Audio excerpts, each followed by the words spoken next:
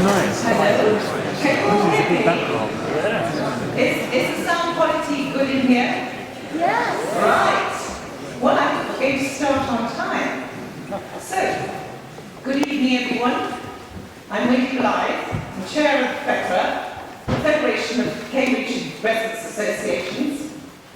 We're delighted to welcome you all to tonight's talk by Peter Freeman, the Chair of the government-appointed Cambridge Growth Company. As you probably know, the government has set up a Cambridge Growth Company to turbocharge Cambridge as the model for UK growth and to build 150,000 homes. The Chancellor, Rachel Reeves, has said the Oxford to Cambridge area has the potential to be Europe's Silicon Valley and has announced plans to create an Oxford-Cambridge growth corridor, which he said could add up to 78 billion to the UK economy by 2035. Our guest tonight is the co-founder of King's Cross developer Argent and the outgoing chairman of Homes England. He is an accomplished development and regeneration professional with a wealth of experience in delivering complex, mixed-use projects.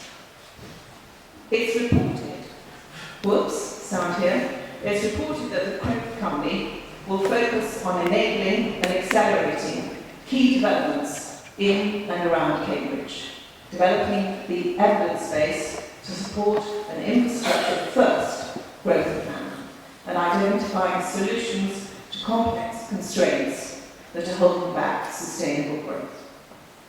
Peter Freeman has said the need to fix the city's water scarcity, congested transport, and affordable housing shortage is a trinity of hurdles that need to be cleared away for Cambridge to grow. Water will be even more of an issue because the government's flagship plans for this water-short region will involve heavy investment in data centres, which are very thirsty consumers of water, and will need to address the problems of what to do about wastewater and all the sewage in the camp. Meanwhile, the papers are reporting that drought in this region is looming. The Federation of Cambridge Residents Associations, FECRA, was set up in order to give residents a say on planning matters and to be a source of information and mutual support, a voice of scrutiny on the quality of life in Cambridge. So we were delighted when Peter Freeman accepted the committee's invitation to tell us about his plans for Cambridge, because many residents are telling us they know nothing about the Cambridge Growth Company or the plans for Cambridge. Residents say they want to know that if they have a problem, they have someone to go to, whether this is a doctor or a counsellor.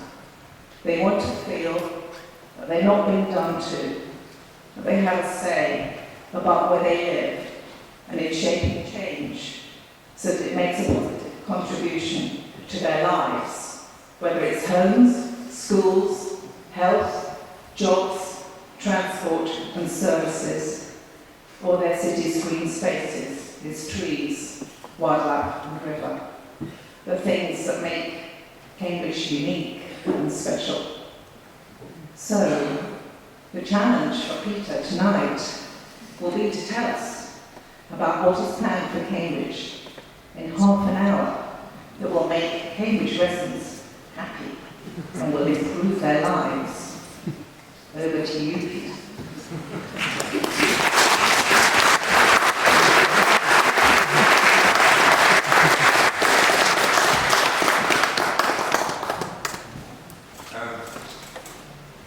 I'd like to thank Wendy for that generous introduction. It was said in the Second World War that careless talk costs lives, and me talking carelessly to Wendy at the Landmark Chambers seminar at Cambridge about happy cities may have cost my life tonight.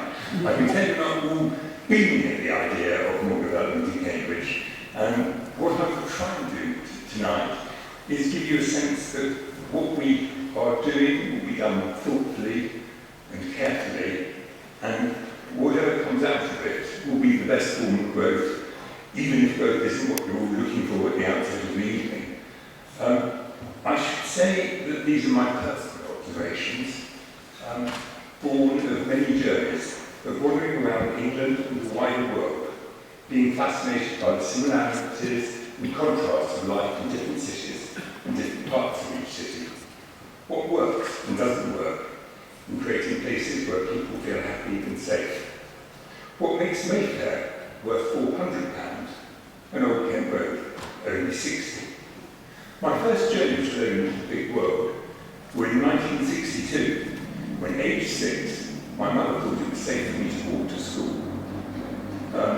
10 minutes away, unaccompanied except by my faithful dog, who'd accompany me to the school gate and then return home unaccompanied. I still think a neighbourhood where children can walk to school is the heart of the community.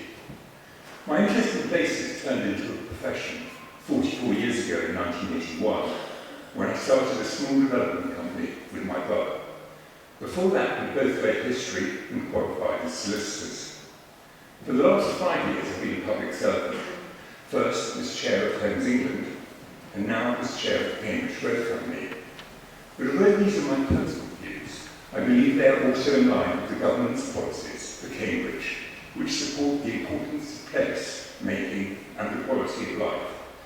Not just because the setting of our lives is vitally important to well-being, but because development that is just about housing numbers will fail to deliver those numbers. Soulless development cannot attract the demand or the support needed to transform the level of housing output. For the level of build-out needed to grow our economy, development must be seen to be carefully thought out, mixed use and multi-tenure.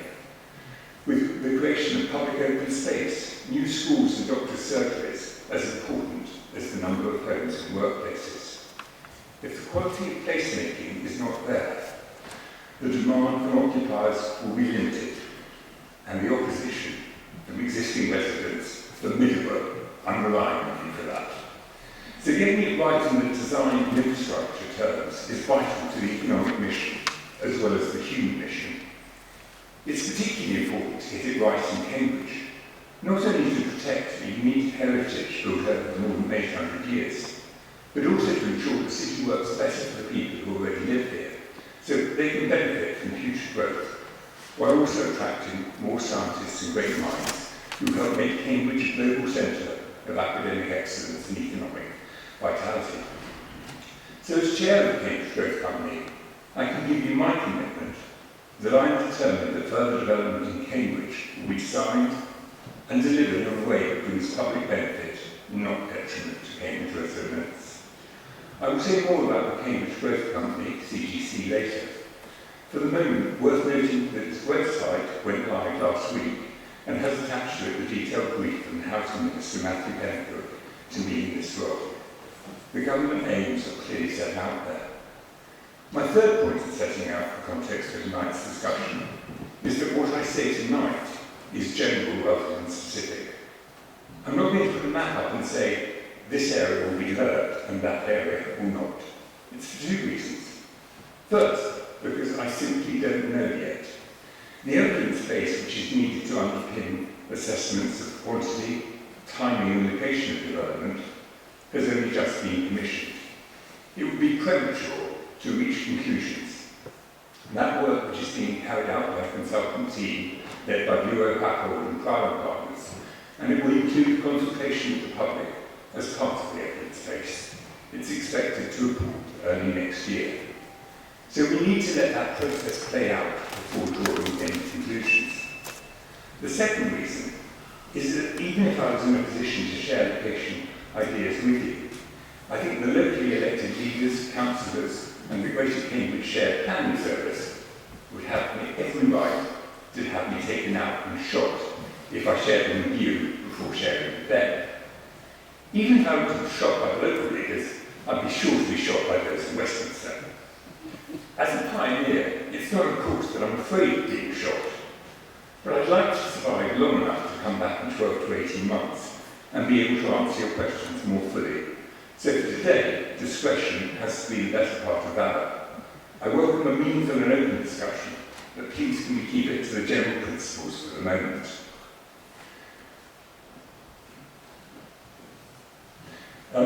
Let's consider first why few people welcome new development, even if we all need places to live, and most of us spend some time visiting and wondering that some of the best places have been created in the past. Then let's examine what good practice and development can bring. Then let's look at what it would take to make very rare best practice more commonplace, and to ensure those processes become the overriding practice as Cambridge grows. My goal is that in 15 years' time, when local leaders and urbanists from around the world are looking for best practice, they will be advised to go straight to Cambridge. When study tours come, let's make sure they find Cambridge with more accessible public open space per person than today, with better medical and school facilities, with less traffic congestion, with more of the workforce living within an easy journey to work, with a sense that Cambridge is a brilliant place to grow up, to bring a family up, to grow old, to get a job or to start a business. A place where 1 million trees have been planted and green corridors and stepping stones have been established for biodiversity and leisure. So to recap, my structure tonight will be first where development falls short, second examples of good development and happy cities, and finally the approach which will ensure future development is well conceived and designed and delivers benefits for existing residents as well as future ones.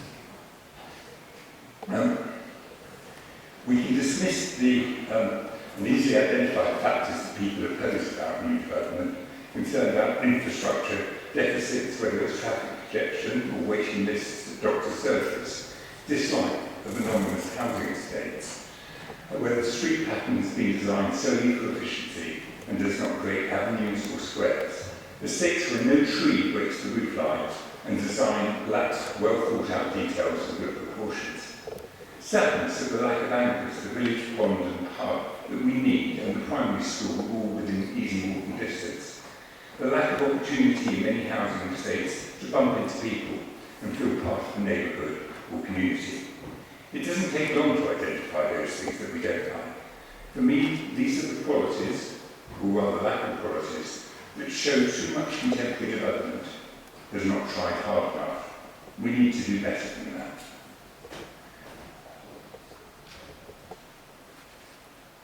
And that's an example of something that was better than that found a long time ago. Regardless of budget, let's now look at why you've chosen to live in Cambridge rather than any other city in the middle of the world. Regardless of budget, there is no place that ticks absolutely every box. You might want the immunity to a great city in terms of culture, education, job opportunities, and medical care. But you might also want to be alone in the mountains or near the sea, have no neighbours in sight. You might prefer the anonymity of a large city, or the coziness of a village where you know everyone, but they also know your business. Is it London or is it Ambridge? Is it Paris or Hamlet in Normandy? I suspect that apart from any special affiliations with universities, most of you love Cambridge because it offers a fabulous halfway house between the metropolitan extremes of London and Paris on the one hand, or the parochialism of Ambridge or even Barchester on the other. Cambridge is a great place and I love visiting it. So, for me, what makes a well-functioning place is easily seen in the next few slides. It's partly about the design of buildings themselves, but I think more importantly, the setting of the buildings, the places they enclose, and the rich variety of opportunities and amenities nearby. This slide shows the level of service and amenity required by communities of different sizes and reflect what is practical within a village or small town or a quarter of a significant town. If I can't actually see it, the smaller bars, which are sort of 200, 300 metres, take you to the local park to go and put children or grandchildren on a swing. The medium-sized ones take you to a secondary school, and the further ones get you to a hospital. And, the point is that you can't have everything within 5 minutes walk, but if possible, we should have almost everything within 25 minutes walk. And I think that's what placemaking is about. It's the adjacency of housing, jobs, leisure, health and education.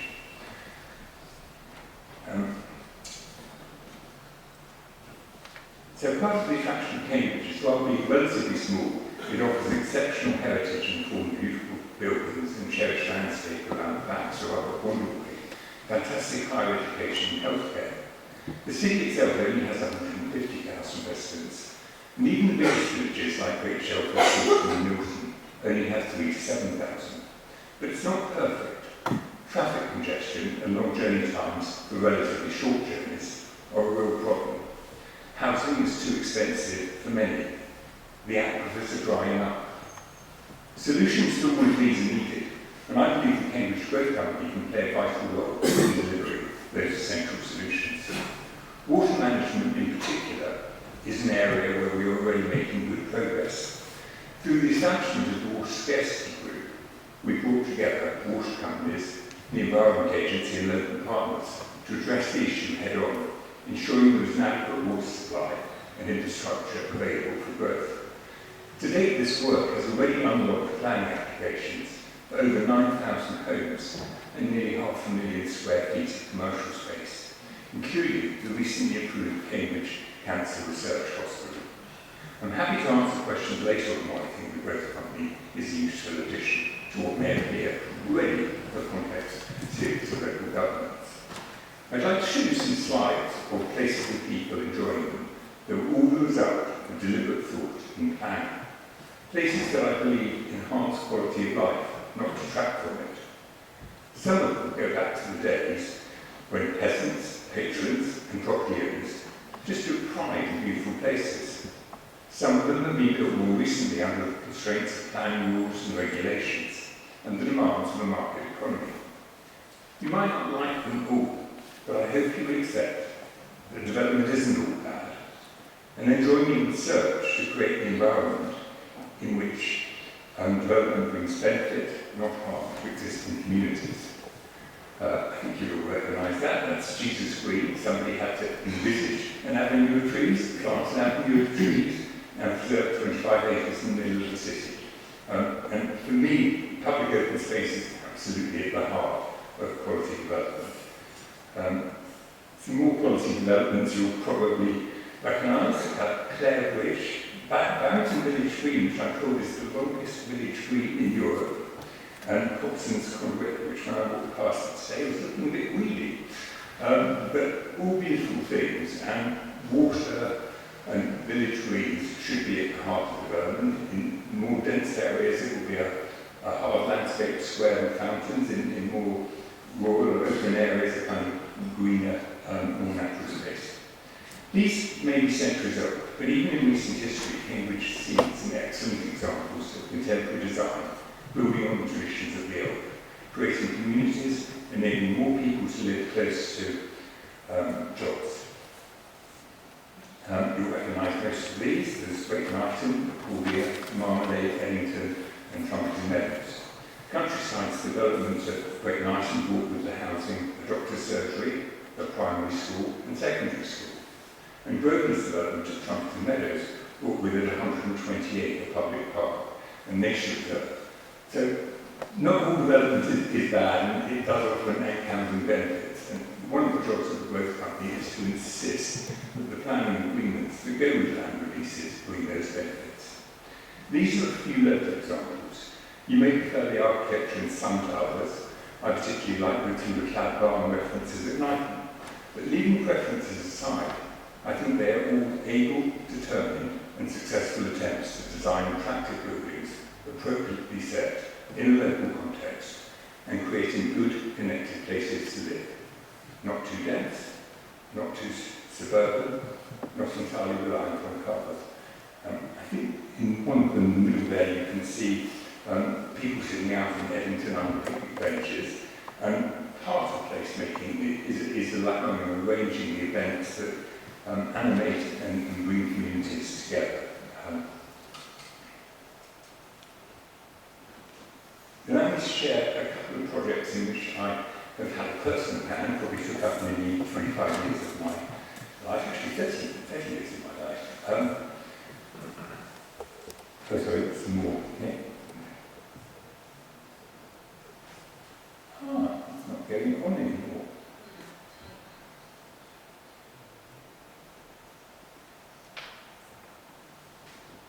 Yeah. So, the one way you see more bare land is really place in Birmingham, and it's sort of where I cut my teeth on urbanism. We bought 17-acre site in the middle of Birmingham in 1993. And as opposed to just building a building or two buildings, which is what I've done for the first 12 years of being a developer, we built 3 public squares, we built 20 buildings around the canal, and if you can see some sort of bits of green, 3 bits of green with two white limestone paths through them, they were the public square that we built before any building was finished.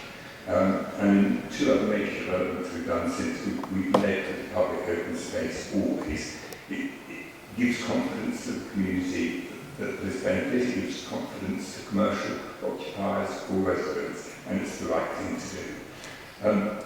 The other slide is King's Cross before we started redeveloping it. It was largely sort of rubble heaps left over from digging out the tunnel to link to Paris. It was also known for drugs and prostitution. It wasn't a safe place or a nice place. So in the next images you can see the neoclassical building is really placed. You can still see the sort of green in the parts where the fountains were in the first illustration before we started building. And the other illustration is King's Cross, virtually finished 16 years after we started building it. Actually 25 years after we started working on it, 6 years for planning, 2 years for getting vacant possession to start building. You have to be prepared to take a very long-term and consistent view. And if you have questions later about the growth company, I think part of the purpose of it is to give consistency over time. Those people enjoying themselves at King's Cross. There's yoga on the called the Gat Steps, named Gat Steps after those in India and in Varanasi. And where the Gat Steps were, there was a very steep cutting. You couldn't get to the canal, you couldn't enjoy it. Now you can do your yoga next to the canal. You can watch films from the steps on summer's evenings. You can see children playing in the city primary school we built and we sponsor. You can see various market activities. If you've got very good eyes, you can see children running in the fountains behind the people sitting in yellow chairs. King's Cross is absolutely the opposite of a gated community. Nobody has to queue, pay, book to go there. And in a way, the fountains in the main square are a kind of free butlins for the people in the local housing estates. We've also just started something called Break Across Town, and again, this 7-acre public park was the first thing we built. This is something I worked on in Homes England. Homes England is a network there, and 125 acres next to York Railway Station. It was old Marshall Yards, completely derelict. We're building 2,500 homes there.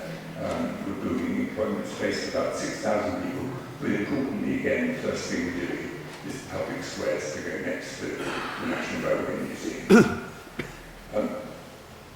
The next slide is a bit more cerebral, and I don't know how much people get to read it, but I will kind of spell out the interesting things of it.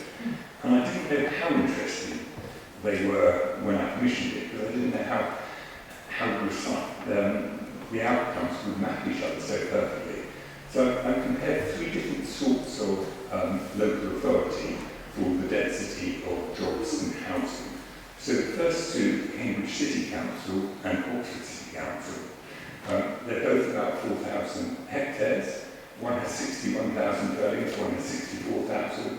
One has 15 dwellings to an acre, one has 14 to an acre. One has 28 jobs, and one has 27 jobs to the hectare. So you may not have realised it, but you're almost a twin of Oxford, or of course Oxford is a twin or a younger sibling or something.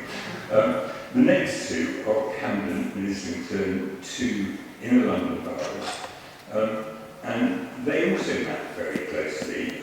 One has 55 dwellings per acre, one has 75, so about 5 times as much as Oxford and Cambridge. And despite that sounding a lot more dense, Camden is capable of being home to the 800-acre Hampstead Heath. So you can pack a lot of homes and a lot of public open space into the same place. And then their jobs per hectare are nearly 6 times that of Oxford and Cambridge. And then I took the rural boroughs. I took South Cambridgeshire, Huntingdonshire, Cherwell and South Oxfordshire. And again, astonishing how they map to each other. They're all effectively 1 dwelling per hectare overall, and they're all effectively about 1 job per hectare overall. And I think part of the reason for me showing you this is that in master planning at scale for Greater Cambridgeshire, you can pack a lot of growth into a relatively small area. The city of Cambridge is only a 22nd of the area of South Cambridgeshire. So if there is growth, it really doesn't have to use a high percentage of land. And if you make the growth intelligently and connected, you can get people much nearer to their work, their hospitals, and their friends. So I think those sort of statistics actually are, to some extent, at the core of how you lay out places. You probably know that our king is also a bit of a placemaker. And these are images from Poundbury, which he started on 30 years ago. It's a new quarter on the edge of Dorchester, a small county town of Dorset. Designed to traditional, vernacular, mostly 2 or 3 story, many green verges and trees. Cars are tucked cunningly behind in courts rather than overwhelming the streets. Most impressively, there were plenty of small businesses premises with residential above, offering the chance for local entrepreneurs to create their own businesses in an attractive setting. It's proper placemaking. I hope all of these various images convey my belief that although taste and elevations may be subjective, the difference between well-conceived placemaking, master plan development, and an average single-use housing estate business park is stark and obvious. We want a plan for the combination for the place. I recognise that government's announced ambitions for growth around Cambridge are very large, and the illustrations I've used to date, although reflecting some major developments, are not of that overall scale. I'd like to talk briefly to an image created by Ebenezer Howard, the inventor of new towns over 100 years ago. It's a very simple diagram, and it was the thought piece that led to Letchworth Garden City, the first garden city in the world, and still a place where resident satisfaction is extremely high. I'm not suggesting the growth of Cambridge will be based on Ebenezer's model, but its simplicity is helpful to make some points that were true then and are true now. Ultimately, we all live in relatively small, immediate neighbourhoods that are impacted on, both positively and negatively, by how they relate to larger neighbourhoods, districts, quarters, regions, countries, and before Trump once upon a time to open the whole world. Ebenezer's model envisages a population of 250,000 in a city region made up of 30,000 people smaller towns, circling one larger town of 60,000 people. Within each 30,000 town, distances are sufficiently close that everyone could walk or cycle to school, or work or shop, and meet friends. A town full also of allotments and gardens big enough for people to grow their own, which was his aim over 100 years ago. Between the towns, rapid transport by train. Conceived before the age of the car, it provided a guide to how bustling areas nestled within the countryside to provide a source of fresh food and leisure. The other image is an aerial view today of Letchworth. You can see that it's green, it's spacious, it has boulevards, And as I said, it's a place where people still say they have enormous satisfaction living there. Peter, So planned communities can work. Peter, you're going to be winding up soon. I'm going to be very good now. Okay, I'm going to skip this slide. So my final points were about how we can embed best practice and what is best practice. And for me, the sort of thing that keeps the Howden Walden estate or the Woburn estate or King's Cross going is the cohesiveness and stewardship. I'd like to just quickly talk about the 6 things that make it work. You've got to have an overall vision, you've got to have a master plan. The master plan must be around community and open space.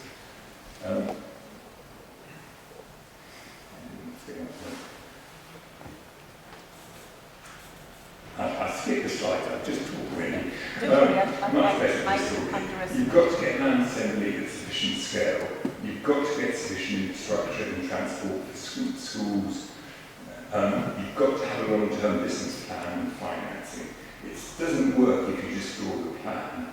If you haven't got the money lined up, and an important job of the Cambridge Growth Company is to be the kind of go-between between local government, local communities and the Treasury, to say to the Treasury, if you want this to fly, the money needs to be there. There's got to be the political will to deliver, and it's got to be a will to deliver past the 1 election cycle or 2 election cycles, because it takes longer. So getting everything firmed up in a kind of planned, documentary way and getting cross-party buy-in is important. And finally, you've got to get a talented team together who really regard this as a mission rather than just a job before they take another job in 2 years' time. The team that put King's Cross together, probably the 8 key people stayed for a minimum of 12 years each. Probably 4 of them stayed for over 20 years on the project. And it's that sort of team that I'd like to see being built up in Cambridge. So 6 conditions, which I'll maybe leave up on the board for making it work. 6. Yeah. And I think at that point, I'll probably stop with when you'd like me to. Thank you. Thank you very much.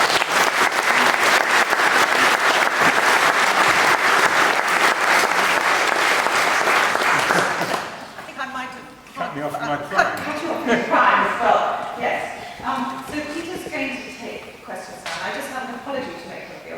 He's in a rush to get started. I forgot to say where all the emergency exits were. So you have the west gate here, the exit, and then 2 exits to the side of the south. And yes, so Peter's going to take questions. We'll kick off with a couple of questions that have already been sent in, with priority given to the first one to see, and then we'll open the floor for questions. Now, I just have one question for Peter myself, just to clarify. What you haven't said, and I understand your discretion about all this, but what is the geographic area to be covered by the Cambridge Growth Company for building 150,000 houses? We're all involved. What is the actual area? So, the first thing is there's not a definite number yet. The definite number will come out. Microphone. Mike, is it not working? Jake?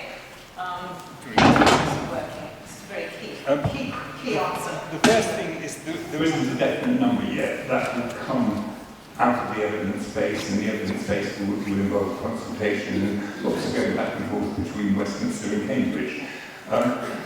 The area is a matter partly of what we can focus on. And the comments I've made about delivering King's Cross are intensely about focus. So if the government said to me, why don't you manage the whole area from Norwich to Oxford, I'd say you've got to be kidding. I spent 4.5 years at Homes England speed dating every town in the country, and I'm much happier focusing on Cambridge. So whether it's a sort of 5 or 10 mile radius, or whether it's consistent with whatever new unitary authority comes out, it will be a reasonably coherent and tight geography. Sorry, can I just, on that, just to clarify, sorry. So all the growth that we got in the local plan, existing growth, places like Northstowe, Yeah. Waterbeach, Bourne, etc. They're What you're- included. They're included. What you're proposing is on top of that. Is that right? No, the 150,000, if that was the number. Right. That's really helpful. Absolutely. Yeah. And it is for all of the emerging And it's local not plan. good. Okay, that's very helpful. I mean, I think the important thing is, when Michael Gilbert first asked me to do this, he said, what about 2040? And I said, you have to be kidding. We're barely started building. And I don't regard 2050 or anything as a particular cut-off date.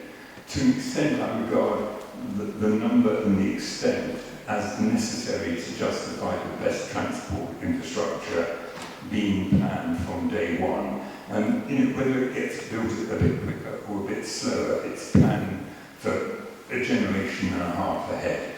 Okay, thank you very much. So we'll kick off with questions that have been submitted, which we're taking by order of which they were submitted. So I need to take a first question from, when people are asking questions, please will they stand up and say who they are, say that we're representing a community group or whatsoever. So we've got a question first from Terry McAllister, who is former editor of the World.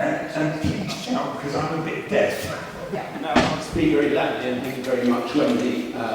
So I'm a co-founder of Friends of the Cam, the River Group, but I'm also spent 40 years as a financial journalist, so I'm not a sort of wide-eyed environmentalist for that regard for the wider sphere. You very kindly touched on a number of issues that we're concerned about, but can I take you back, say 20 years when I first arrived in this city, when already since that period, tens of thousands of new homes, more science parks, and a major increase in the population of Cambridge has taken place. With this growth, urged on by the university, landowners, corporate interests, and now government, has come soaring inequality, which you haven't mentioned, and it's said to be the most unequal city in Britain, log-jammed roads, which you did mention, water shortages, and overrun Addenbrooks, and depleted nature. The centrepiece of the city, the River Cam, is itself now dangerous to swim in due to over-abstraction and rising levels of sewage. There has been no appropriate public expenditure on the wider infrastructure needed to cope with the existing demands on services and nature in Cambridge, never mind increases in demand.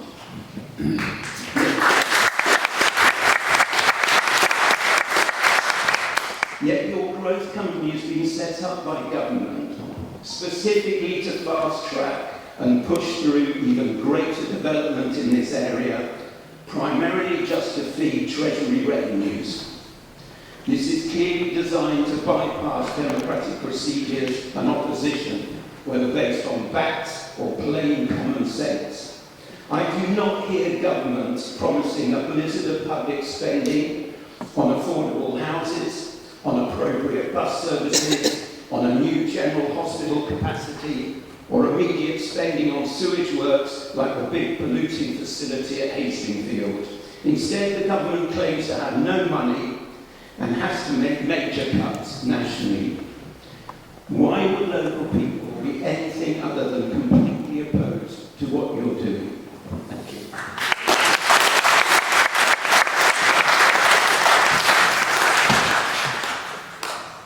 I couldn't have put that more bluntly. So government doesn't have a lot of money, but government has to back winners, and Cambridge is a winner. But as I said repeatedly, and I absolutely mean, it won't be a winner for government unless it is good, unless it brings benefits. Cambridge is already getting to a sort of peak moment when potential science-based companies come, look and say, housing is too expensive for our staff, traffic congestion is too bad, and although we bought some time with the water crisis, we haven't bought enormous time. So all of these problems need to be resolved. The sense in which they can be resolved more easily, to the extent it takes money in Cambridge than many other places, is land values that are generated by life sciences or by private housing here are very high. And the sort of transaction that we will be looking to make with landowners on housing land is, and certainly if any is in the Green Belt, that has now published government policy, 50% must be affordable. It must be fully grant funded by the landowner from the land that they get to sell for market houses. And that mathematics really does work in Cambridge. I won't go into details of which infrastructure projects, but there are some infrastructure projects that are near and dear to local leaders, which I believe we will be able to get financed in the next year or two, which at the moment there isn't money locally and there isn't money centrally. But by promoting some of the major land releases and doing smart deals with the landowners, we will be able to get that money out to get the infrastructure. And I will say again, not only that it's a personal commitment of mine that we have to do this right, but there's no point doing it any other way because the take-up won't happen. Right, we've got just taking a few questions were submitted first. We've got another one on water from John Latham, who is who's on the FECRA committee. He's also the chair of Hobson's Conflict Trust, which featured in a very, if people haven't seen it, an absolutely fantastic film by Tony Eva, who I think is here tonight. And I urge everybody to see it. It's called The Cure for Water. Will see. Thanks, Wendy, and thank you, Peter. Just to throw out a few numbers, in 1952, Cambridge Water was taking 17 million litres a day out of the chalk for the public water supply. By 1963, that was 36 million litres a day. By 1981, it was 65 million litres a day. We're now touching on 100 million litres a day. That's 6 times more than 1952. Current projections for housing completions are looking towards 35,000 residential units completed by 2032. And there's an expectation that those new units will achieve 110 litres per person per day.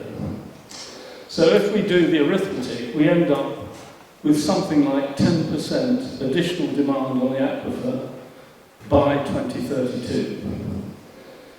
Then in 2032, we hope to get 26 million litres a day from Grafton water. So if you assume that that is getting on for 20%, you can see that we're not going to make much difference with Grafton water supply to the stress on the aquifer. And then coming on to 2035 or 36, we can look forward to the Thames Reservoir in Chatteris. That, though, together will only reduce the demand on the aquifer back to the point that the Environment Agency sees as critical to restoring chalk streams and the quality of watercourses. So, against that rather bleak outlook, what hope do you have that some of that relief for the aquifer may be brought forward? And what hope do you have that once we get to 2036, we won't suddenly find that we're putting the pressure back on because the slack has already been taken up?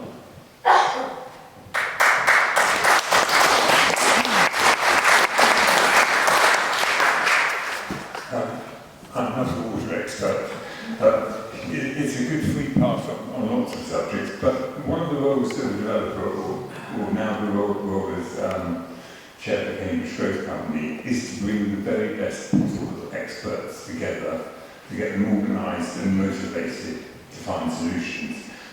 So some of you may know that on the advisory council we formed, as well as the 4 elected local leaders, the 3 other members included Dr. Paul Leinster, who was himself the chief executive of the Environment Agency, who was a senior executive at Anglia Water, is chair of Water Resources East, lives there. He was actually chaired the Bedford and Peterborough Housing Association. And I looked to him and a team under him to find solutions. We attended a meeting recently with some major farmers in the southern levels, and they pointed out that they are pumping out, because they're kind of below sea level, they're pumping out tons of water into the rivers to the seas every day, and we're now looking at to what extent we can recapture and reuse water that they are wastefully basically sending out to sea. As of today, as not a water expert and not having done the year's work, I can't answer in a formal or technical or measured answer.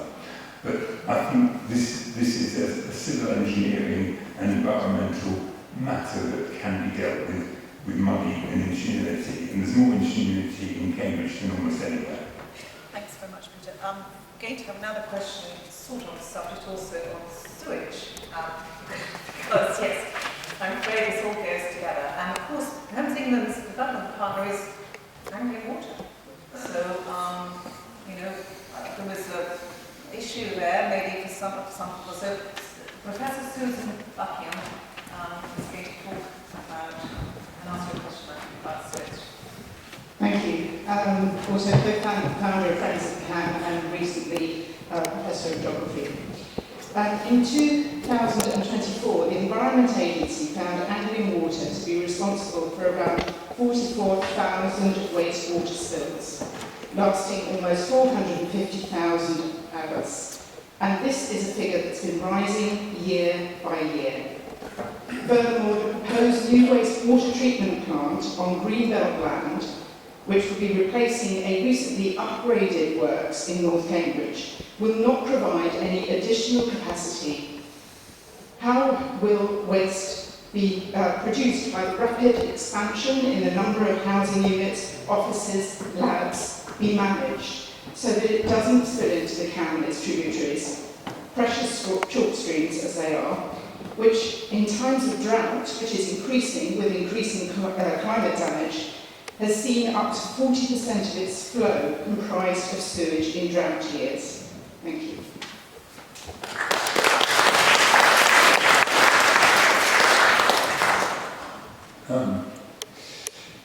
Start figures. One of the things I learned from Dr. Leinster is that sewage treatment plants are spread around and deliberately spread around because of the cost of pumping each cubic metre to a single place. So he has a sort of map which is a bit like a sort of London tube map of all of the interconnections between sewage treatment works. I think it is entirely right for you to write to me and him listing all of the things that you are concerned about, and we must get them addressed.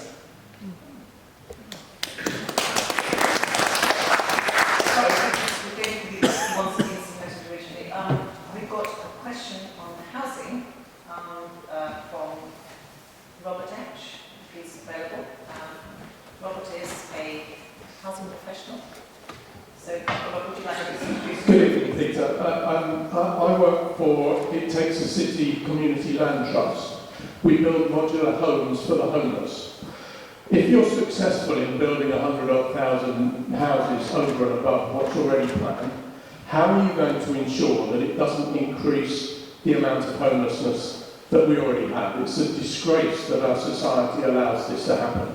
We know that house builders focus on profit and they build big, expensive houses, not houses for low-income families.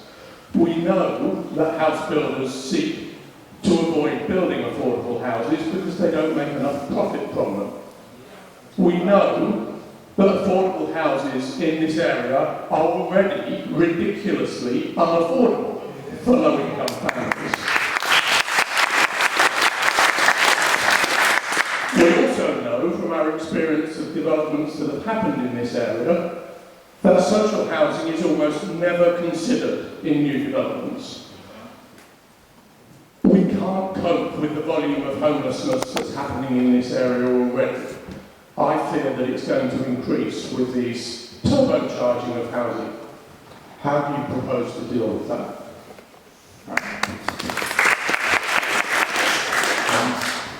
I spent my last 4.5 years at Homes England, which is the principal provider of grants for housing associations. We provide about £1.5 billion a year for housing associations. We work with over 300 housing associations. So, and it's something that is near and dear to me. It goes back to a problem that is embedded in the housing industry and the property industry generally. Sites are too often sold purely because somebody offered more money than anybody else. If you win a site merely because you offered more money, you don't have much appetite for doing anything other than starter homes and executive homes. It has to be the job of government, planners, agencies, both companies, to make sure that when land is allocated for housing, it's absolutely crystal clear that there has to be a true mix of housing from social rented to private ownership to build to rent. It's essential to do that in order to get the numbers the government would like to see. In the 50s and 60s, at least a third of housing every year was council housing, which was true social rented. What stops it getting built now is a while back, the government, probably getting on for 20 years ago now, the government said that there was to be no grant for Section 106 affordable housing. And so as soon as somebody's bought a site for too much money, they say, oh, I can't afford to do social renting, maybe I can do some shared ownership, maybe I can do 20% instead of 40%.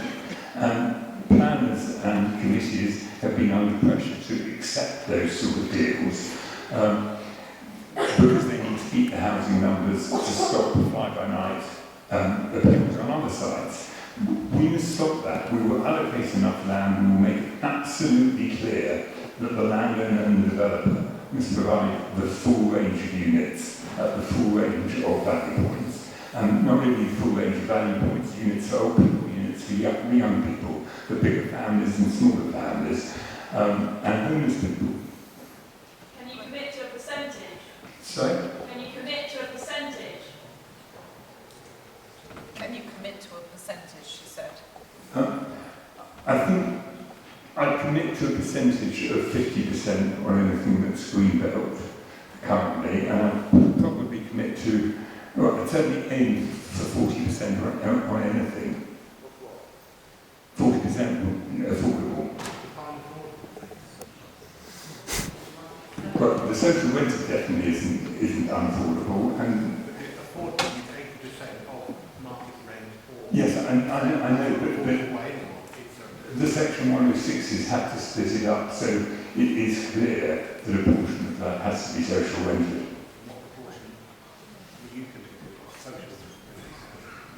I don't really feel I can commit today. My personal aim is that 50% of affordable should be social rented. So I've got one question on the submitted questions before we open to the floor properly. So lots of Cambridge residents are very worried about the impact of all this development on their environment. And we love all the stuff they showed us, like it's so incredibly reassuring. We all, who wouldn't agree with all that kind of stuff?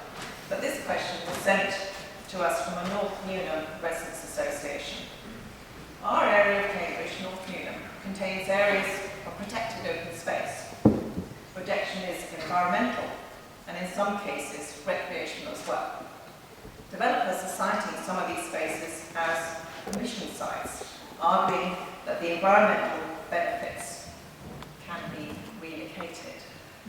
And the issue here, I think, is that people are looking at what's happening in the planning bill, and they're seeing that there's a large fund for nature, and they're seeing that there's a possibility, discussion, that if there is development in your area, that could be offset somewhere else. So that, for example, our lovely chalk streams, or our beautiful green spaces in the city, which, we're talking about like Cambridge, could be maybe offset in Scunthorpe.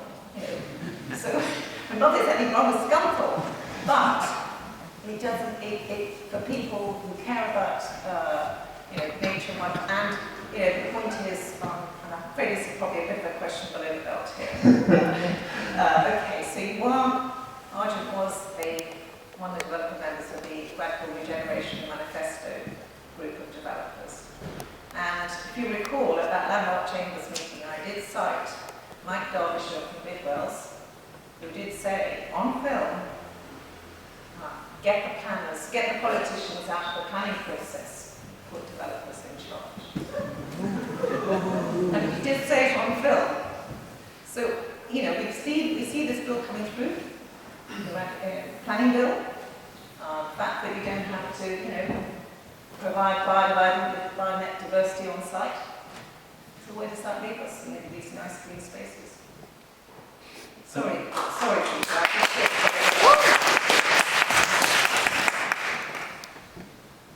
I don't know quite what the intention is, but my expectation or understanding is, as opposed to carbon offset, which, carbon does float around the whole planet and you could offset in Scunthorpe or indeed in a pine forest in Scotland, typically. I think the offset or off-site offset was very much aimed at smaller developments on constrained land, not being held back from being developed because they didn't really have any satisfactory adjacent land themselves. I certainly wouldn't be encouraging any offset that wasn't within the area. It's just that the new planning bill will remove environmental protections. So I'm just sorry, I didn't want to take up more extra time, etc. And I will take questions from the room, but that is a concern. Yeah. We will aim for more open space and more environment. Well, I'm very active here. When I talked to James Littlewood of Cambridge Past, Present and Future, he was talking about the stepping stones and corridors they wanted to achieve. And I was looking at the cost of them achieving it and the land they would need. And in the context of no planned overall growth, it's not going to happen. In the context of planned overall growth, it's completely achievable and we would seek to achieve it with him. Right, so I'll take questions from the floor. I think we'll take one at the end. I'll just here. I'll try and move around so we don't just do the same things. Is this working now? Okay, thank you for your talk. I'm Tony Booth. I'm a candidate for Cambridge University Chancellor. I watched the involvement of the university and its colleges in development in our city and surrounding area over many years. I want them to act responsibly towards future generations of students and to residents of this city. I listened to your talk carefully. I heard no mention of the climate and biodiversity breakdown, the climate and biodiversity calamities which are affecting our world. It's missed from the government's own Climate Change Committee and rulings in the High Court that the UK government is not taking its obligations under the 2008 Climate Act seriously enough and is in breach of the law. Did you know that the whole of Cambridgeshire and Peterborough area now has 2 years left of its legally mandated carbon budget to 2050? According to a commission led by Baroness Brown. Will you insist that building plans in the Cambridge area remain within our carbon budget and the law?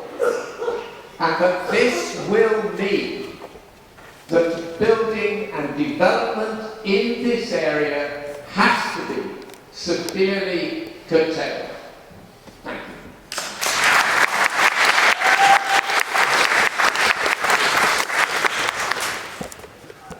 you. Although as a bursar, he has a kind of duty to maximise income.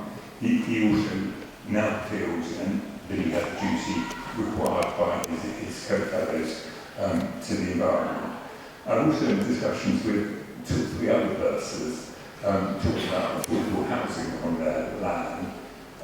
They said that although, as an individual trustee, charity each college is, they should be maximising their revenue from their land like any other landowner.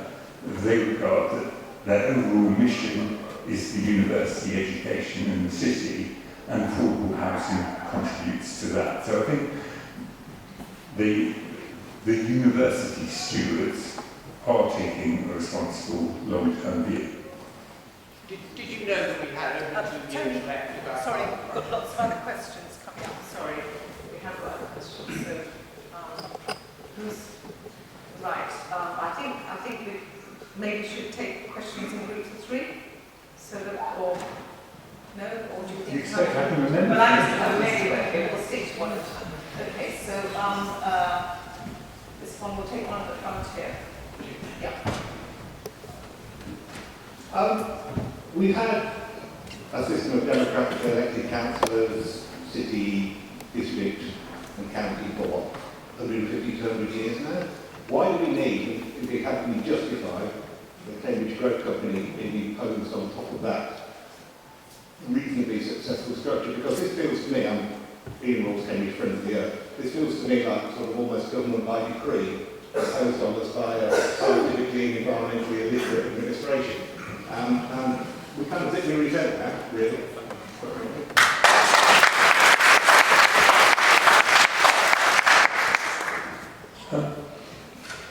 So the first thing is my instruction is absolutely to work closely with locally elected politicians, and it's my inclination as well as my instruction. The second thing is going back to my comments on the importance of focus. If you are a locally elected councillor, you are under tremendous pressure worrying about old people, young people, refuse collection, and you're also worried about a 3-year or 4-year electoral cycle. I think that the purpose of the Growth Company is to be able to take a really laser-focused view on what is the right master planning, what is the right infrastructure, how can it be financed, how can it be delivered consistently. And I think that isn't taken away from the democratic deficit, making a democratic deficit. It's created by the mother of all parliaments, and it's being run in association with an advisory council on which all of the elected leaders sit. Next question. I'm an official, I'm not a politician. Sorry. Peter has asked a question again, please. Thank you. My name is David from the Parish Council in Coton. Thank you for your presentation, and also thank you for what you did in King's Cross. I go there most days for work, and it's brilliant. I want to ask about transport. Yeah. So you hinted in your presentation that a really good vision and a really good master plan could lead to the best transport solutions in Cambridge. But as we sit here today, there are some really bad transport plans out there, such as guided busways and the route for East West Rail. Will your vision and plan come in time to make sure those bad plans don't happen? Thank you. Well, I wouldn't want to prejudge whether they're good or bad plans. There are some people who like them, including the democratically elected local leaders. In relation to some of the guided bus routes, I think an important thing about them is they are transport corridors. So if there was the budget and the inclination, and it was proved that trams or light rail were better to go down those corridors, securing the corridors is nevertheless a hugely important step. Part of our evidence base is transport. I think working with the locally elected leaders will probably set up some kind of roundtable committee to instruct new transport advice. But this is like one of many matters where I say I'll come back in a year and work out your question. Right. Next question.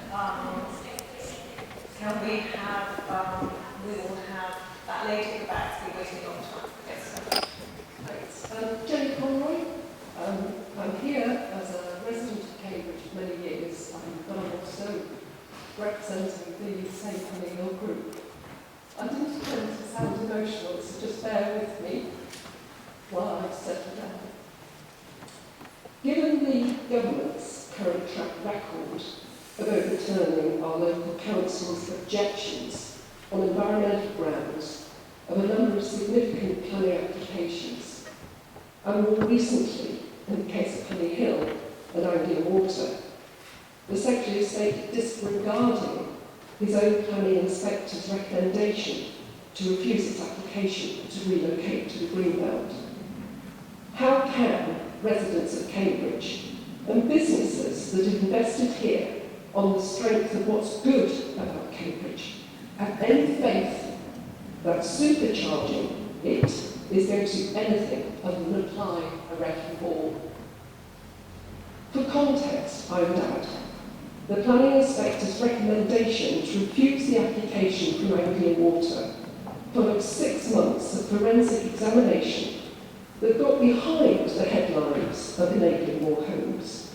It concluded harm to Greenbelt, historical assets, and essentially the setting of Cambridge, and carbon cost of dismantling and rebuilding of wastewater treatment works that did not require upgrading, did not outweigh the benefit of the promise of homes, the number of which are uncertain. In fact, the best estimate from the local councils is 3,250 homes across the North East Cambridge area by 2041, not simply on the Anglian Water sites alone. And even this figure has been undermined, as Anglian Water have already sold off some of their land intended for housing for R&D development. Despite the uncertainty of the number of homes that will be built, the environmental harm, impact on the setting of Cambridge, and the cost of which, Ms. Freeman, you will know only too well, to the public purse of £277 million to recite the wastewater treatment works. Despite all of this, the Secretary of State said yes. It would seem here in Cambridge, at government level, Question, please, Jenny. we are in the position of houses at any cost. Returning to the question, how can we have any faith of a promise of sustainable development given what is already happening around us? Thank you.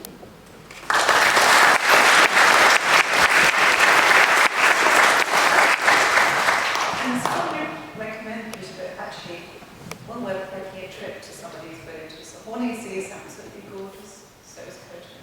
These are lovely places, they really are worth seeing. And it's a principal chalk aquifer as well, where they're going to pile millions of tons of concrete. That's enough, thank you.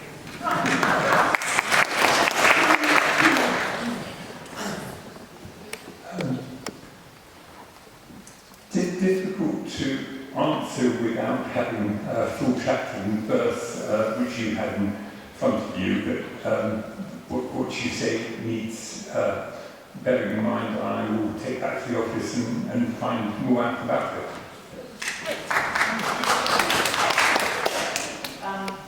Can we have the, yes,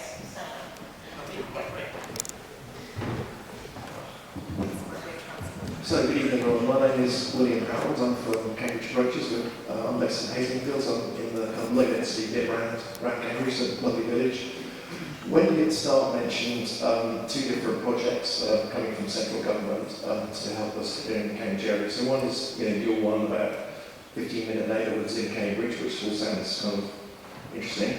And there's another one which you mentioned, which is the Oxcam Arc, which used to be the Oxcam Arc and the Oxcam Corridor. And so our kind of opener with that one has been, how do you like a 100-mile-an-hour railway through your village? By the way, it's going to cost £4 million per Cambridge commuter, which is their figures. So my question to you, I know you're not responsible for this as well, but does what you're doing depend on the Oxcam Arc, or is that a separate project? Because it's obviously not a very 15-minute neighbourhood type project, it's more of a kind of rural sprawl type thing. So I was interested in your view on the connectedness between what you're doing with that and any views you have on the Oxcam Arc as well. The Oxcam Arc was largely, when announced last time around, probably 10 years ago, was largely 1 million houses. And I think it was misconceived from the outset, being about houses more than jobs or places or communities. And it led to the Cheshire by-election, which to some extent was at the beginning of the end for the last government. I think a difference this time, you would notice that the minister responsible for it, the champion for the corridor, is the science minister, sort of a hero of the COVID period, an acknowledged doctor and scientist in his own right. So I think this time the government is much more focused in the corridor about science, growth, ideas, and as opposed to last time, sort of, as you say, school looking at housing across, I think it was something like 60 districts, which is a lot to bite off in one. This time it's more focused on the ideas, and there's something you probably come across the super cluster board, which Dr. Andy Williams chairs, which is really trying to bring Milton Keynes and Bedford and Cranfield into it, as well as Oxford and Cambridge. In relation to are we part of that or our own thing, we announced ahead of that. I think that we are, going back to my perpetual comment about focus, my focus is on Cambridge. What we do in Cambridge will help the growth of the corridor, but my focus will be making sure that Cambridge gets the right places, the right transport, the right water, and the right affordable housing. And the money. And the money. Right. Sorry, I think the question might be back there. We've been shortchanged about. Thanks very much, and thanks for being here, Peter. I'm a Cambridge resident of several years and studied at the university, and I'm also a small business owner. Your name? Name, please. My name is Max Bloomfield. You mentioned, hopefully this is an easy question for you to answer. So you mentioned in the introduction that you were involved in King's Cross development, and as you know, King's Cross has become one of the most prominent examples of what's known as private-public space.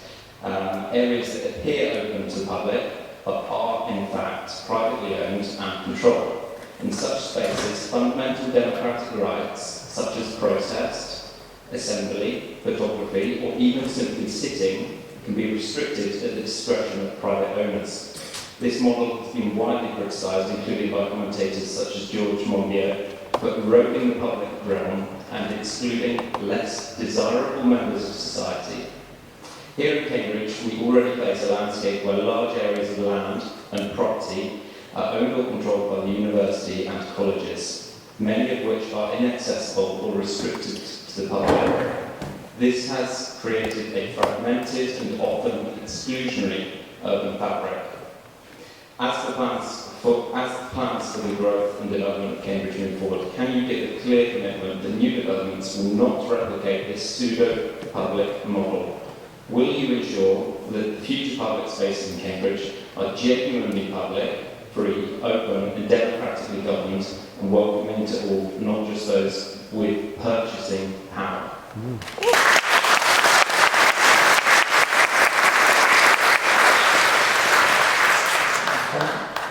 What you have said there has been said in some journals and by some commentators.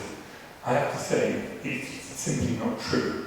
It is true that the King's Cross estate owns the public open space. It was agreed with the council that if we kept it to above doctrinal standards, which we do by a long way, and if we made it truly accessible to the public, which we do, we could keep the maintenance of it because it is for the public's benefit. If you go to the main square, there are 1,100 fountain jets in which children from all over the states or visiting tourists play 6 or 7 months a year. There is no charge for it.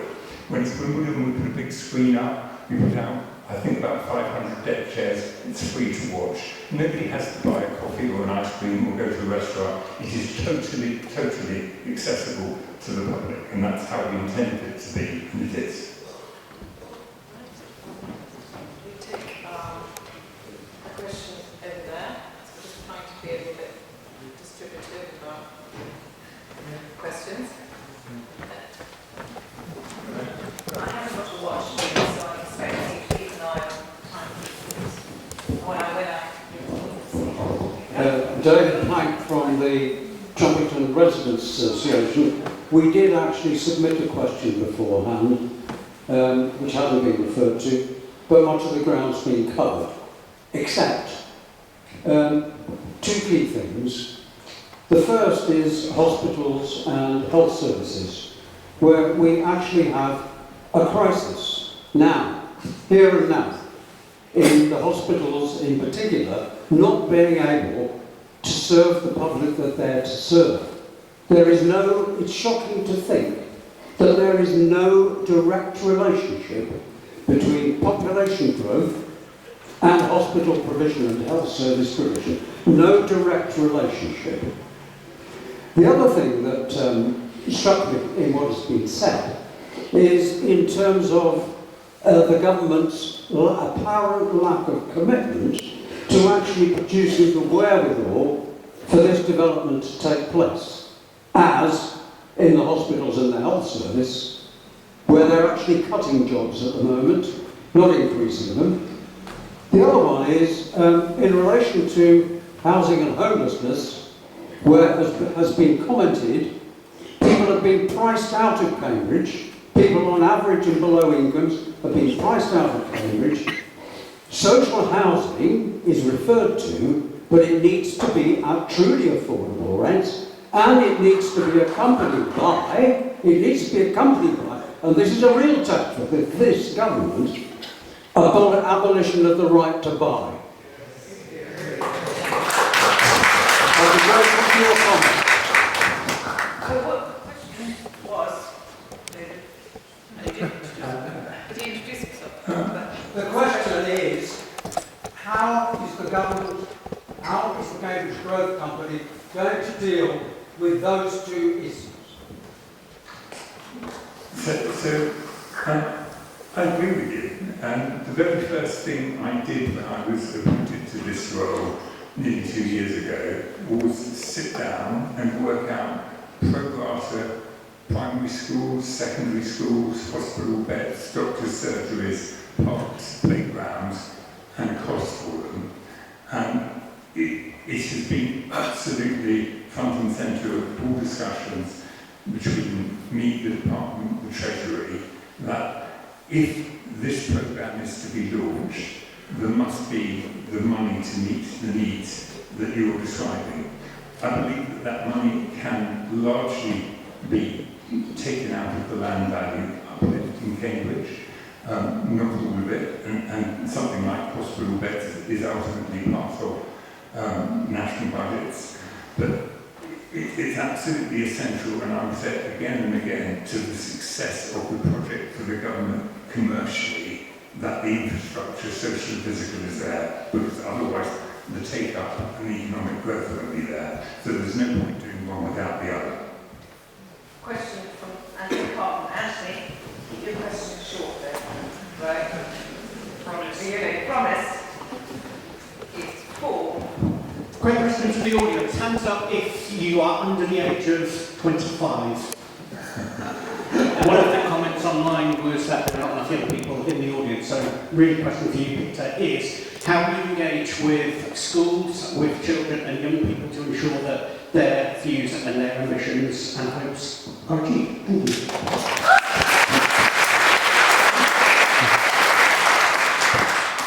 So I won't necessarily make Katie answer it, but sitting in the front row is one of our first recruits to the Cambridge Growth Company, who is here to do engagement. But the important thing is Katie was born and bred to school in Cambridge. Her parents both work in one in Cambridge, I think one in Huntingdon. Sorry? And you're not much older than 25, excellent. We will be sending Katie and people around schools just as soon as we have enough manpower to do it. So far, I've not visited many schools. I went to Hills Road, being the nearest one. We've got to engage young people. We've got to make sure that there aren't any jobs for fancy postdocs from all over the world, but there are good jobs for local people. Early on, Mike Davies sent me out to see Abbey people, and until I went to the Abbey ward, I was only aware of kind of one Cambridge that was privileged, and there is clearly another Cambridge, and we need to help lift it. There's nobody better actually the councillor for that area, is there? Do you want to ask a question? Thank you very much. I'm glad that you made a whistle-stop tour of Abbey, which is the ward I represent. It's also where I live. We've recently had an election on the doorstep. We hear a lot of anger, a lot of disillusionment, and a lot of distrust. People don't think their voices are being heard. They feel that things are being done to them and not done with them. So how are you going to make things transparent and open? Your advisory council has met twice, and yet we have no minutes, no publication online. How are you going to make residents of my ward feel that you're not concreting over the places they love, destroying their green spaces and polluting the river they bathe in when they can't afford to go on holiday? I mean, my visit to Abbey people with Nicky Shepherd should be followed up with a visit with you. So if you're happy, I'll come and see you in the next couple of weeks and see the green places that you care about, and we will protect them. Thank you.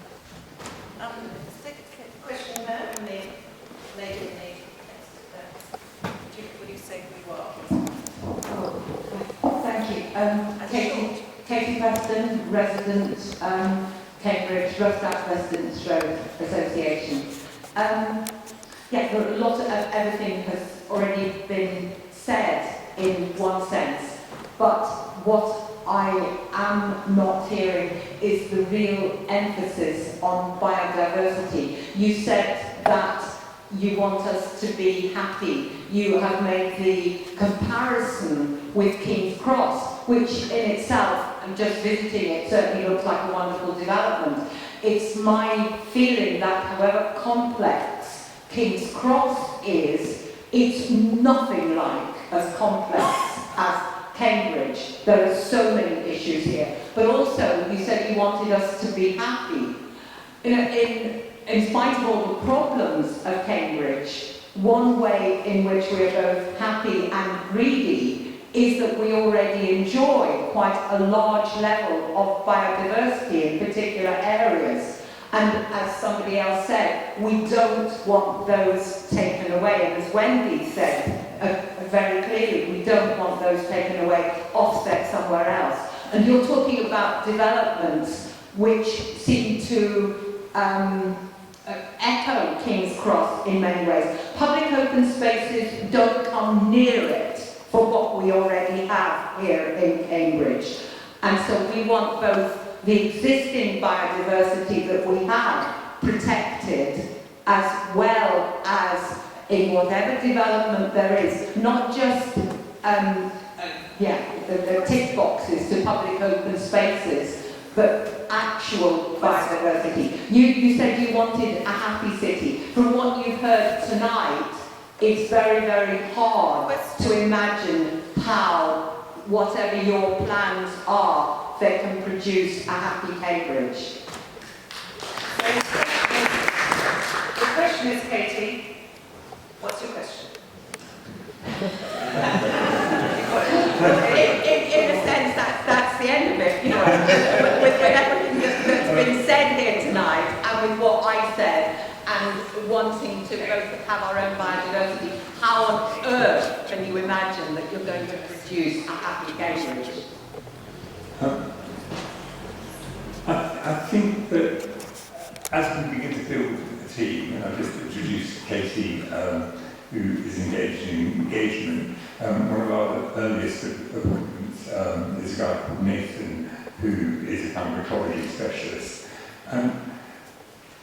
What I need to do, what my role is to put a team in place who has every different form of expertise so that we can act as a kind of intelligent interface, intelligent cloud.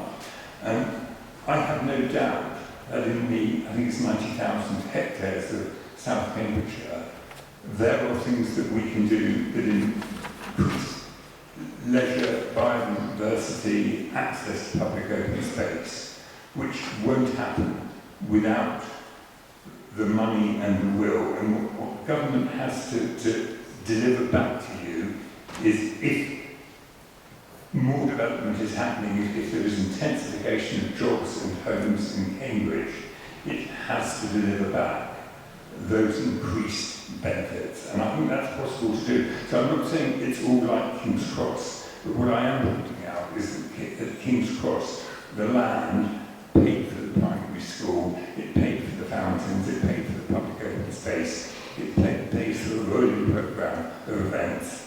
And I think that can be achieved in scale in Cambridge in perpetuity. Take a question on the side there, the lady, is it in the blue jacket? Yeah.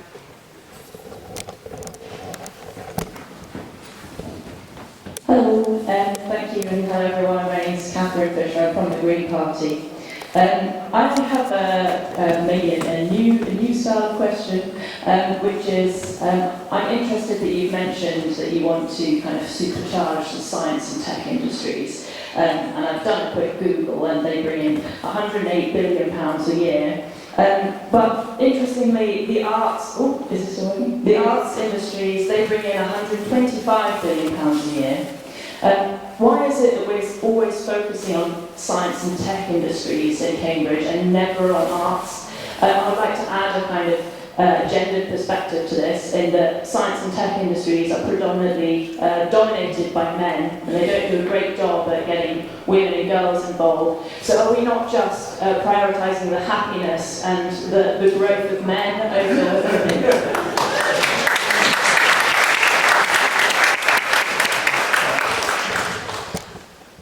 A lovely point. I actually think when I walk around the laboratory of molecular biology, I see as many women in white coats as men, but you probably have a point.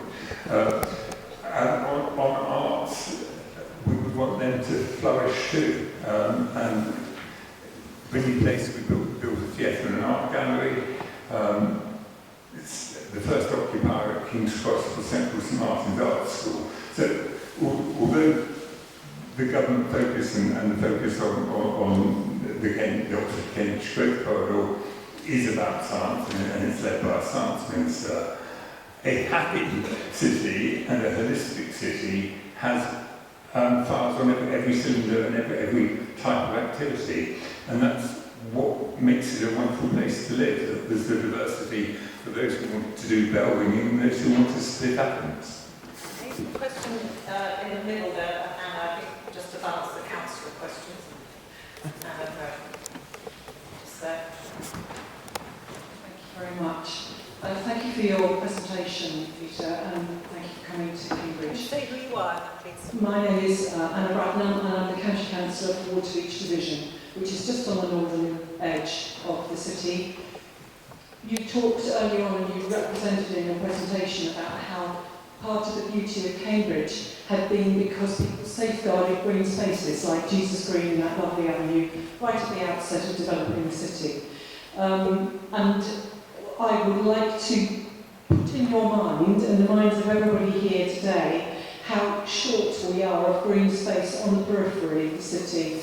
We're very fortunate. I live in Milton, and we're very lucky to have Milton Country Park, but it is extremely heavily used. So I would like to throw this pebble in the pond, and that is that you safeguard the area to the north of Cambridge just north of where we're planning the Hartree development, as part of this unpopular removal of the wastewater treatment works. But can we just consider safeguarding space in the green belt for open space to at least diffuse the need? You know, we need open space for walking. I'm sorry for the people in the area where the wastewater treatment works is being proposed, but if we need to protect these green spaces around the city in order to provide green spaces for our people to walk in and have leisure time.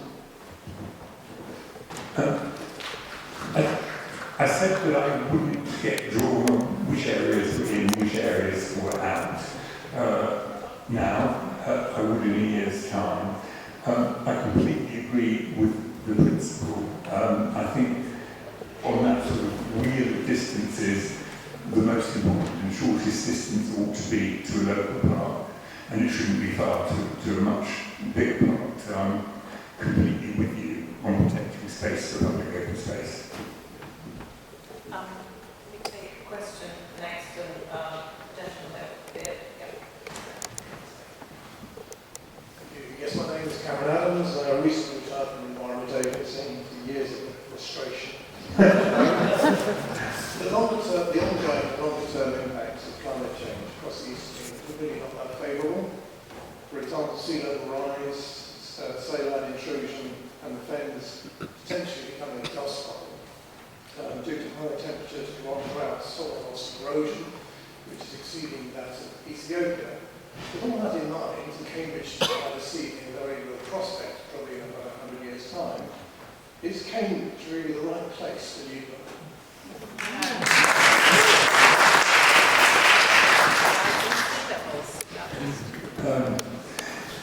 I know the fens are low. I didn't think Cambridge was that low, but when I was reading the history of Cambridge speaking to me I hadn't realised that it was actually a serious and title until I think the 17th century. So, we'll check. What are you going to do about it? We'll check. Check. The facts are already there. You already know that's the case. Do something about it. When there's a young man. Sorry, I've just the lady just there. That one there. Yes. Oh, thank you. Sorry. Sorry, this is my question. I was just going to say, thanks to Anthony's response earlier. I think, contrary to what you might assume from the room today, the median age in Cambridge is actually 35. It's the fourth youngest city in the country. And I just wanted to ask, you talked a lot in your speech about this consultation process as part of our evidence base. How will you ensure that young people like me who could rent privately in the city, when my rent's going up year on year, above inflation, I'm kind of locked out of the housing market. Someone like me, a lot of the market rate supply is very promising. It's the only way that we're going to stabilise rents and actually bring down prices. How will you ensure that the consultation process actually engages enough of people like me? Because as you can see, the planning process tends to skew in the other direction and doesn't systematically kind of profile the population in the correct way.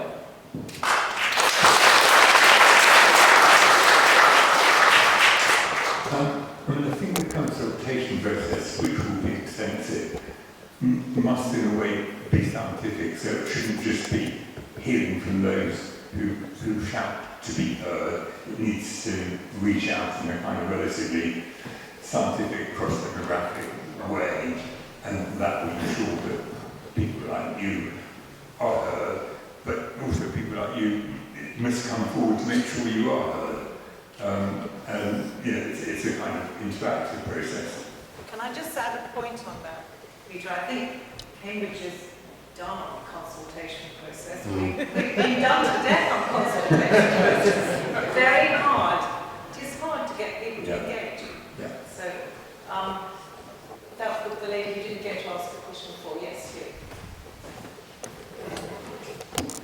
Yes, I'm just curious to see how many people here actually want to see Cambridge grow. So could you put your hands up if you want to see Cambridge grow? Grow in the right way. Okay, and how many people are perfectly happy with the size of Cambridge as it is.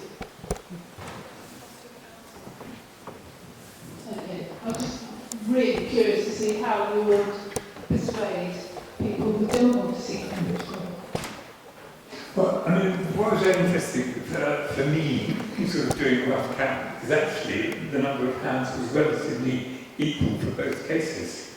So I don't think anybody would ever hope to please everybody, but I think even in this room where I thought perhaps most people would be predisposed to be opposed before they came in, a healthy number were in favour of growth. And ultimately for the next generations of the future, for the relevance of Cambridge, the relevance of Britain, we can't stop things growing. And if 100 years ago there had been a vote that said no more growth, probably 80% of you wouldn't have houses because they were built in the last 100 years. There's a question over there. Please take a few more, please. Yes, Andrew Dames, local businessman and Just Stop Oil campaigner. Just Stop Oil campaigning over the last few years. Andrew Dames, local businessman and Just Stop Oil campaigner.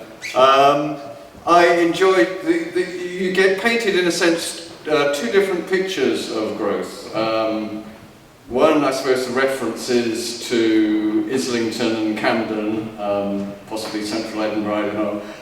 The other one with sort of spoke and wheel, like Campbell or Northstowe type situation. I was wondering, personally, yourself, do you have a feeling which way you want to swing between those two extremes?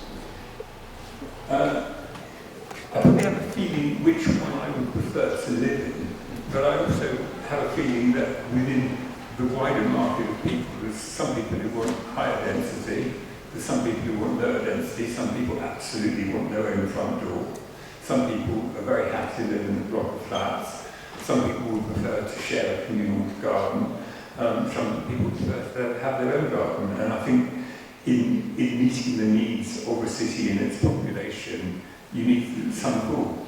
The reason Wendy called this Happy City is after we met last time, I read a book called Happy City. And one of the wonderful moments in it is when two people in Vancouver took down the fence between their garden, and then the third one did, and then the fourth one did, and eventually every fence had disappeared between houses on two streets facing each other, and it had become one big communal garden. And then they went to the council and said, by the way, we're closing the road down on Friday evening and we're having a street party every Friday evening in the summer. So, it takes all sorts, and ultimately the community should control their destiny and people should choose what sort of home and settlement they want to live in. Right, so we've got just time for, it's just about winding up time. Or you just had to have a lot of questions. We're going to take one final question. I know you want to ask a question about Honeyhill, but we have had a question about Honeyhill. I think we'll just have one, just that gentleman standing up very quickly. Oh, so it's another councillor. I didn't realise this today. City Councillor. Anyway, done it fairly now. Can I say I'm very interested to see that vote, because people want homes built affordably and then some people don't want the city to expand. So the two problems are so incongruous, so difficult. And that is a problem that we have in this city because of our success. But my question, Peter, is, you talked about local democracy and the fact that we had one of each of the leaders from the three areas on the second committee. From the four areas of the second committee. How much sway will those four leaders have? Should it really be a bit more than four? Because you're talking about population covering the whole of Cambridge.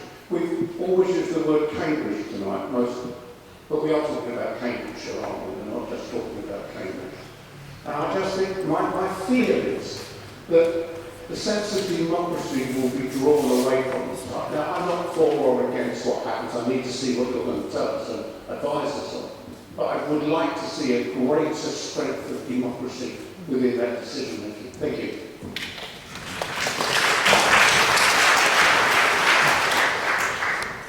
Some of the earlier pointed out the minutes for the advisory committees haven't gone up yet. They will go up shortly. We're just awaiting clearance from the elected members.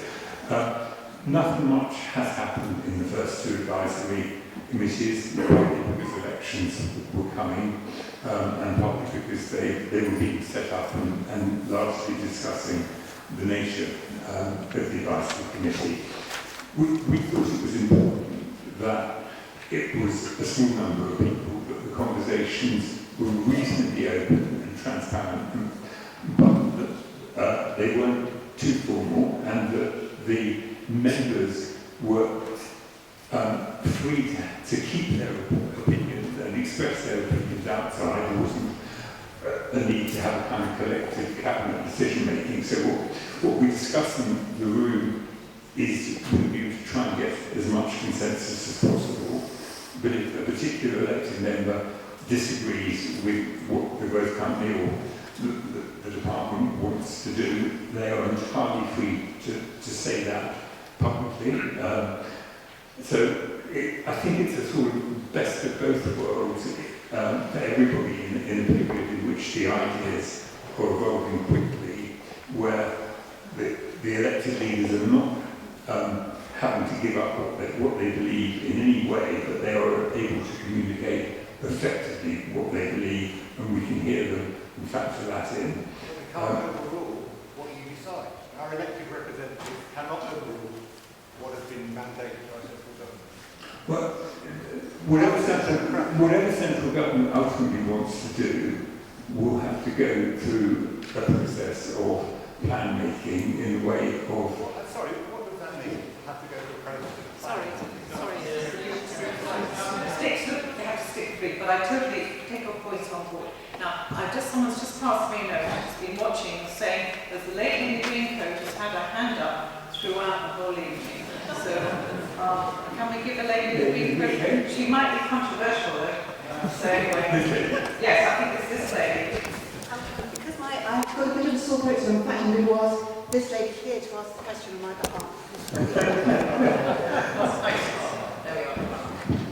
Sorry, Mr. Freeman, my questions have been evolving throughout the evening. There's so many things. I'm Catherine, I'm from the Save Honey Hill campaign. First thing I want to say is, I'm scared, not happy. And it doesn't help that you appear not to be familiar with the matter of the relocation of Anglian Water sewage works to the site of a principal chalk aquifer in agricultural greenbelt, which is just a mere mile from its current site. And this is a countryside that is currently enjoyed by people from the city who come out to visit Quai Fen and walk in the bucolic countryside. You're also, it appears, not familiar with the fact that despite the planning inspector recommending refusal of the development consent order, the Secretary of State ignored the experts and granted consent anyway. Now, Homes England, a body that you led, granted £227 million of housing infrastructure funding to facilitate this relocation, and then last year had to increase that grant by a further £50 million because of spiralling costs.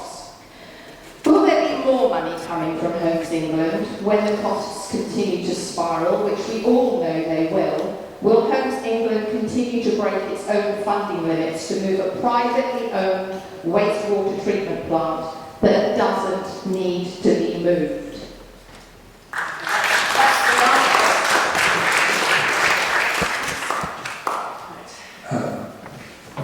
We are meeting with Anglian Water to look at all matters.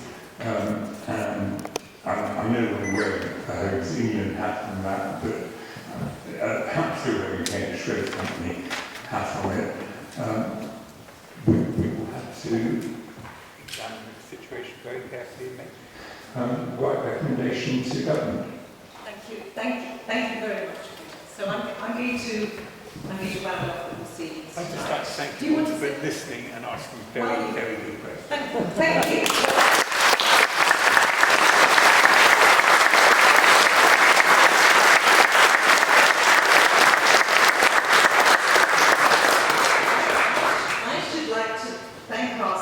Peter Freeman, come and talk to Cambridge residents. I mean, this was really appreciated. I have to say, I've already said we were delighted when he accepted the invitation. And we did warn him that he would face lots of robust questions. So I think he has done.